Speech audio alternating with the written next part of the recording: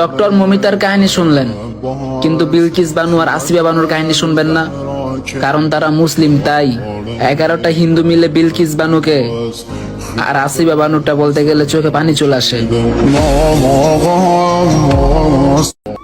আপনি কাকে বিশ্বাস করবেন? আমি মেয়ে হয়ে মেয়ের প্রতি লজ্জিত, কারণ ডক্টর মমিতার এই নির্মম কাহিনীর মধ্যে একজন মেয়েরই হাত ছিল। একবার ভাবেন তো, একটি মেয়ে, 18 থেকে 20 জন পুরুষ, তার শরীরে 113টি কামড়, 150 গ্রাম সিমেন্ট। জাস্ট ভাবেন তো, তাকে কত নির্মম ভাবে অত্যাচার করা হয়েছে।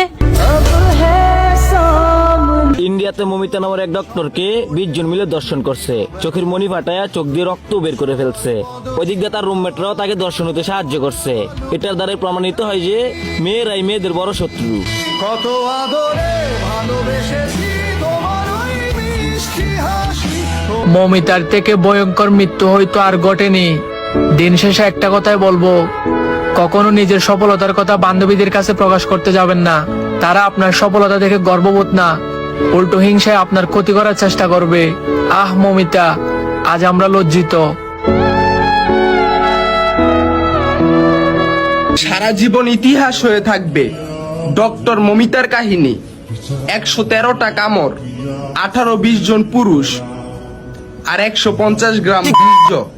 আমি লজ্জিত, আমি পুরুষ।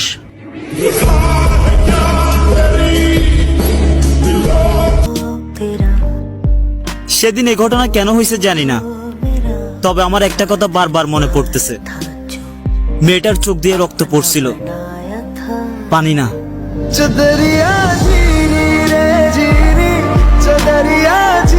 কিছু শেষরা বিজনেসম্যান আছে যারা মুগ্ধ নাম দিয়া পানির কোম্পানি খোলার জন্য পাগল হয়ে গেছে। আমি মনে করি এই নাম দিয়া পানির কোম্পানি খুললে আরো মুগ্ধ ভাইয়ের নামটা নষ্ট হবে। মুগ্ধ ভাই চাইছিল মানুষকে ফ্রিতে পানি খাওয়ানোর জন্য।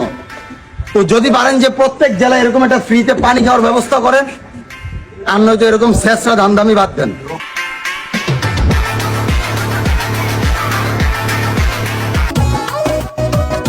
ধন্যবাদ তোমাকে আমার মনটা ভাঙার জন্য, কারণ তোমার এই মিথ্যা ভালোবাসা ধ্বংস করে দিছে আমার এই সুন্দর জীবনটা।